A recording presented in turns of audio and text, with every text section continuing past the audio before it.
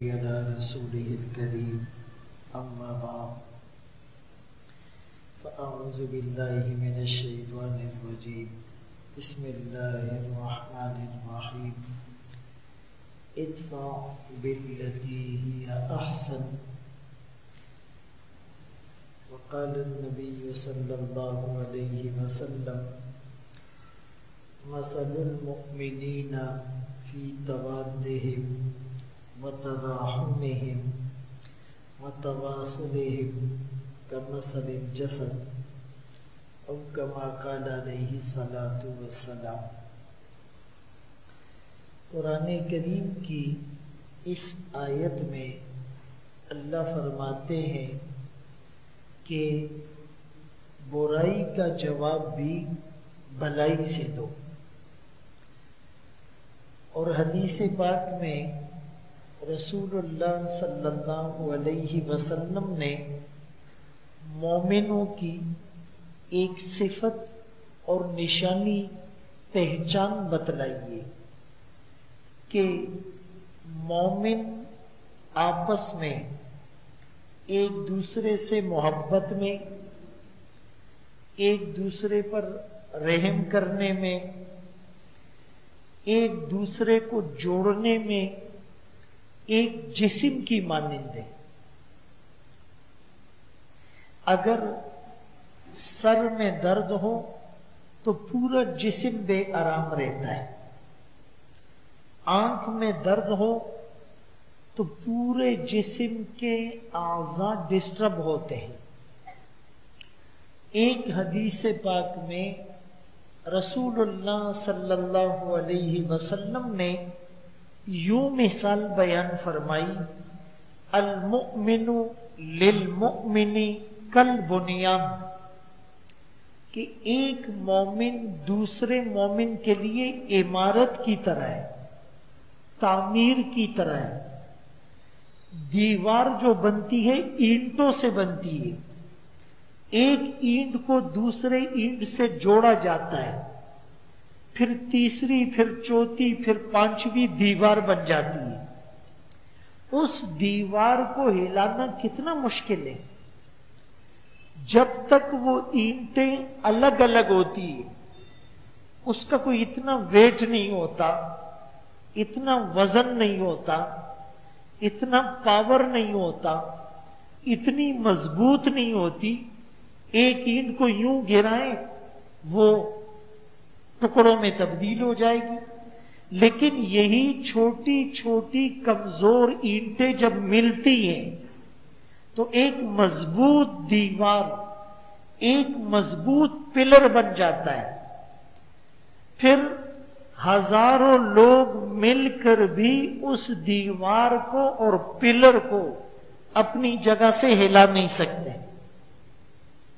مسلمان بھی اگر آپس میں متحد ہو جائے، انما المؤمنون اخوہ، بھائی بھائی بن جائیں، ایک دوسرے کو سپورٹ کرنے لگ جائیں، ایک دوسرے کی مدد کرنا شروع کر دیں، ایک دوسرے کا ہاتھ بٹانا شروع کر دیں، ایک دوسرے کا سہارا بن جائیں، تو دنیا کی کوئی طاقت مسلمانوں کو تکلیف نہیں پہنچا سکتی۔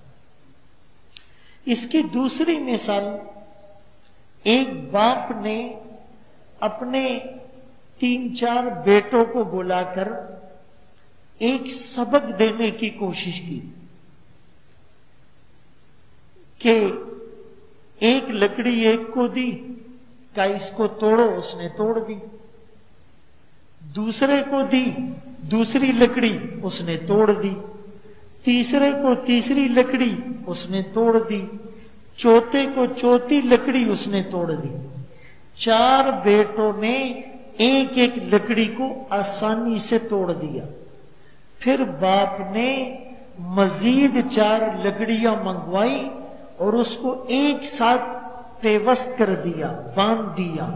اب ایک کو کہاں توڑو، اس نے بہت زور لگایا، نہیں توڑ سکا۔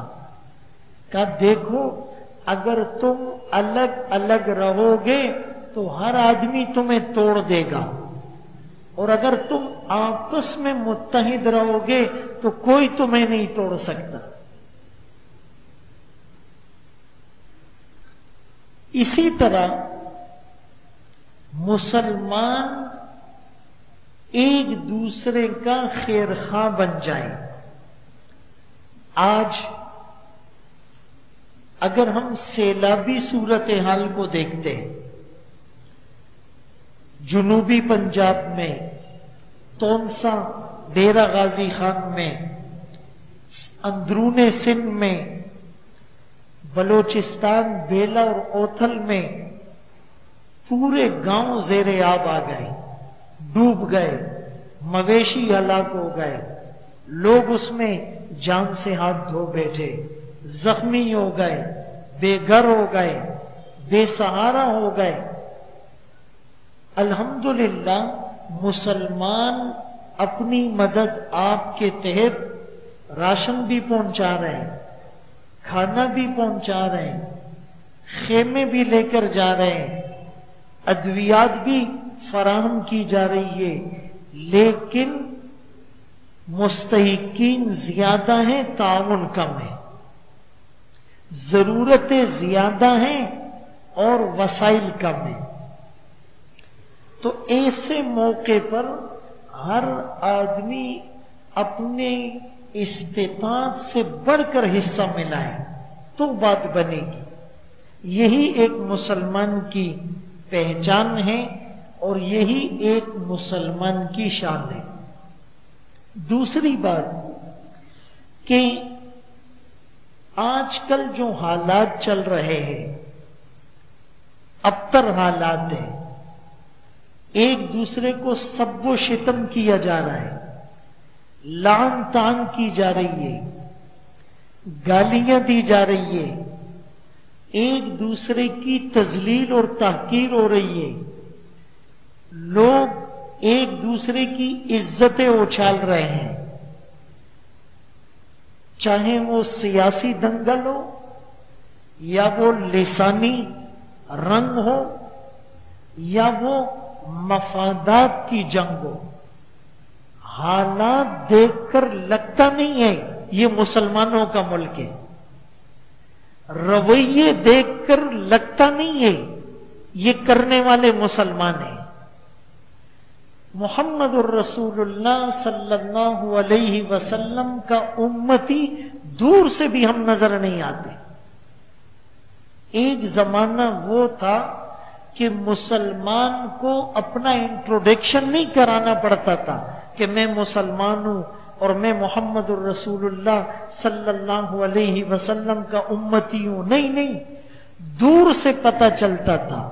اس کا لباس دیکھ کر، اس کا عمامہ دیکھ کر، اس کی داڑھی دیکھ کر، اس کی نظروں کی پاکیزگی دیکھ کر، اس کی جو ہے وہ نماز اور اس کا تقوی دیکھ کر، اور دوسروں کے دکھ درد میں کام آنا، یہ ساری چیزیں دیکھ کر لوگ دور سے گیس کرتے تھے یہ مسلمان ہوگا، یہ مسلمانوں کی بستی ہوگی، یہ مسلمانوں کا ملک ہوگا. لیکن آج لگتا نہیں ہے. اللہ اکبر کبیرہ. آیانا 6 بیان.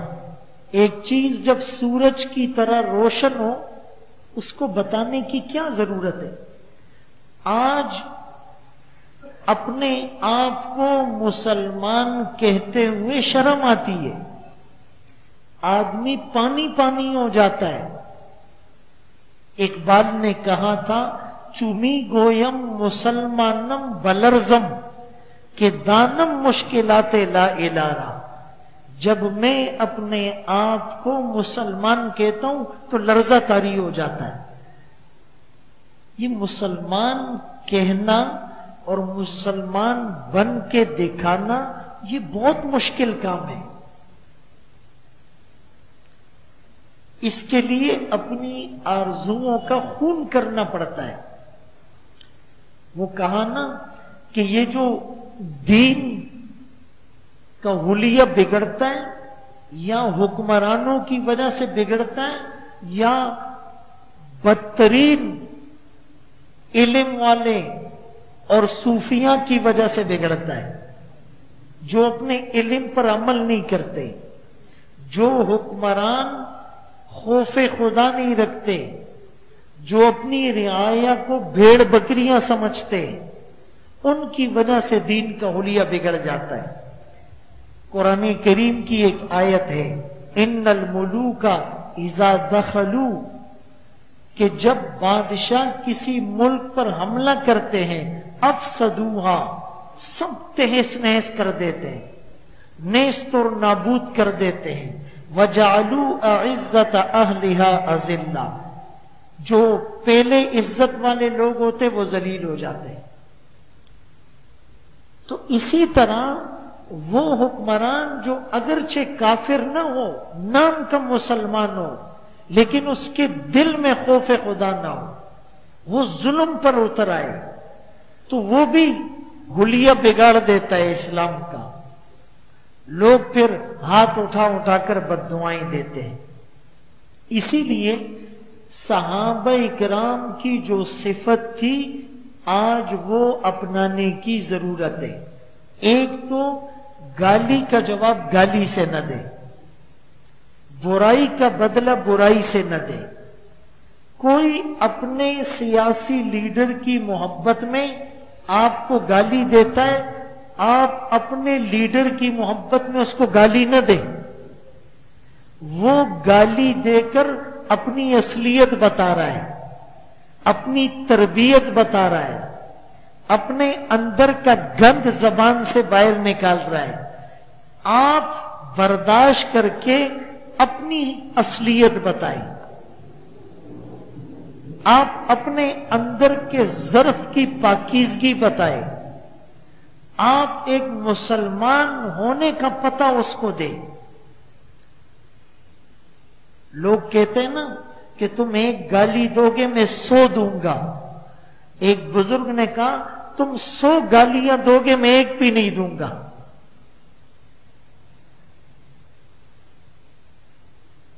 اس کی وجہ سے کتنے لوگ جہنم میں گریں گے۔ حصائد والسنتین، زبان کی تباہ کاریاں۔ صحابہ کرام رضی اللہ عنہم کے بارے میں قرآن کیا کہتا ہے؟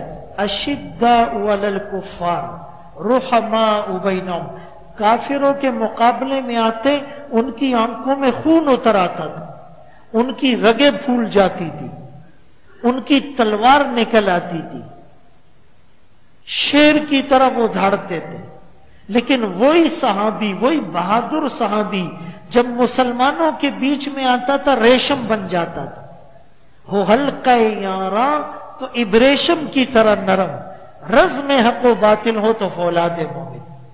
ہم الٹا چل رہے ہیں، کافروں کے سامنے بھیگی بلی بن جاتے ہیں اور بھائی کے سامنے اور پڑوسی کے سامنے یوں سینہ تان کراتے ہیں۔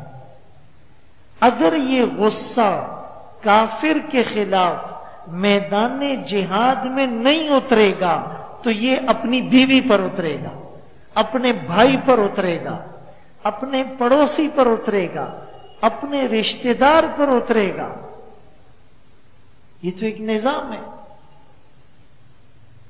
اسی لیے صحابہ کرام کی اس صفت کو اپنانے کی کوشش کی جائے۔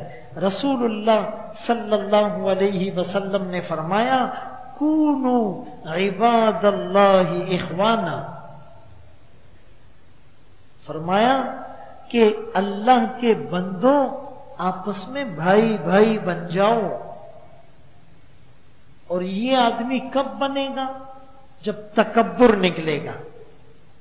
یہ جو ہمارے اندر میں ہے نا، جس کو میں کی ہوا لگی، میں جس کو میں کی ہوا لگی اسے پھر نہ دوا لگی نہ دعا لگی۔ یہ جو میں آتا ہے نا اندر، پھر دعا بھی نہیں لگتی اور دوا بھی کام نہیں کرتی۔ حدیث پاک میں رسول اللہ صلی اللہ علیہ وسلم نے فرمایا 3 چیزیں تمہیں ہلاک کر دے گی۔ ایک ہوم تبعا، اپنی ناجائز خواہشات کے پیچھے چلنا، ٹرک کی بتی کے پیچھے لگے ہوئے، بس گھر بنانا ہے، پھر گاڑی خریدنی ہے، پھر اس کے بعد بچے کو باہر بھیجنا ہے، پھر بچے کی شادی میں اتنے لاکھ لگانے، اب اس کے لیے پیسہ کیسے کمانا ہے؟ حلال حرام کو نہیں دیکھنا، جائز ناجائز کو نہیں دیکھنا۔ اور دوسرا شح مطاع، بعض لوگ بخل کی وجہ سے ہلاک ہوتے ہیں، پیسہ بہت پڑا ہوا ہے لیکن زکوٰۃ پوری نہیں دے رہے، صدقہ اور خیرات نہیں کر رہے، مسجد اور مدرسے میں نہیں دے رہے، مہمان آتا ہے تو جیسے اس کے اوپر پہاڑ گرنے کو ہے، اب تو اس کو کھانا کھلانا پڑے گا، کوئی مانگنے والا دروازے پر آتا ہے تو اس کو دھتکار دیتا ہے، کسی بیمار کو تڑپتا ہوا مرتا ہوا دیکھ رہا ہے لیکن ٹس سے مس نہیں ہوتا ہے۔ ایک انسان کتنا قیمتی ہے، فرمایا ایک انسان کو قتل کرنا ساری انسانیت کو قتل کرنا، اور ایک انسان کی زندگی بچانا فَكَأَنَّمَا أَحْيَا النَّاسَ جَمِيعًا، ساری انسانیت کی جان بچانا۔ اب اس صورتحال میں کوئی وہاں جا کر سیلاب میں پھنسے ہوئے لوگوں کو نکال رہا ہے، کوئی انہیں راشن پہنچا رہا ہے، کوئی خود نہیں جا سکتا، لوگوں کے ساتھ تعاون کرتا ہے کہ ان کو راشن پہنچائے، کسی نہ کسی درجے میں تو اپنا حصہ ملائے، کل یہی لوگ ہمارے لیے سفارشی بن کر کھڑے ہوں گے۔ اور اگر دنیا کی محبت دل میں رج بس چکی ہوگی تو پھر جیب سے پیسہ نہیں نکلے گا، جیسے اس جیب میں سانپ بیٹھا ہوا ہے، ہاتھ ڈالے گا تو ڈس لے گا۔ اسی لیے فرمایا جس کو میں کی ہوا لگی اسے پھر نہ دوا لگی نہ دعا لگی، اس میں کو ہٹانا ہے۔ اور تیسری چیز جو ہلاک کرنے والی ہے، اعجاب المرء بنفسہ، اپنے آپ کو بڑا سمجھنا، اپنی بات کو بڑا سمجھنا، اپنی رائے کو بڑا سمجھ کر لوگوں پر مسلط کرنا، بس میں نے کہہ دیا یہی ہوگا، گھر میں بھی کوئی ڈر کی وجہ سے بات نہیں کر سکتا ہے، بس میں نے کہہ دیا۔ اس چیز کو ختم کرنا ہو۔ حدیث پاک میں اللہ اکبر کبیرہ کتنی سخت وعید ہے کہ فرمایا وہ آدمی جنت میں داخل نہیں ہو سکتا جس کے دل میں رائی کے دانے کے برابر بھی کبر اور تکبر ہو۔ اب یہ تکبر یہی تو ہوتا ہے، آدمی دوسرے کو انسان ہی نہیں سمجھ رہا ہوتا ہے، جی میں آیا اس کو گالی دے دی، اس کی غیبت کر دی، اس کا مذاق اڑا دیا، اس کو لعنت دے دی، اس کو تھپڑ مار دیا، اس کو پتھر مار دیا، کیڑے مکوڑے سمجھتا ہے یہ انسان کو، دل میں تکبر آتا ہے۔ تو اس تکبر کو دل سے ختم کرنے کے لیے اور ایک مسلمان کو ہم ایذا نہ پہنچائیں، اس کے لیے ہمیں دین پر چلنا ہوگا، رسول اللہ صلی اللہ علیہ وسلم کی تعلیمات اور سیرت کو پڑھنا ہوگا، اور پھر اس کو اپنی زندگی میں نافذ اور لاگو کرنا ہوگا، ورنہ تو شیطان اور نفس ازلی دشمن ہے، ابد تک اپنی کوششیں جاری رکھیں گے اور ہمیں جہنم کا ایندھن بنا لیں گے۔ اللہ ہم سب کو ان باتوں پر عمل کی توفیق نصیب فرمائے۔ وآخر دعوانا ان الحمدللہ رب العالمین۔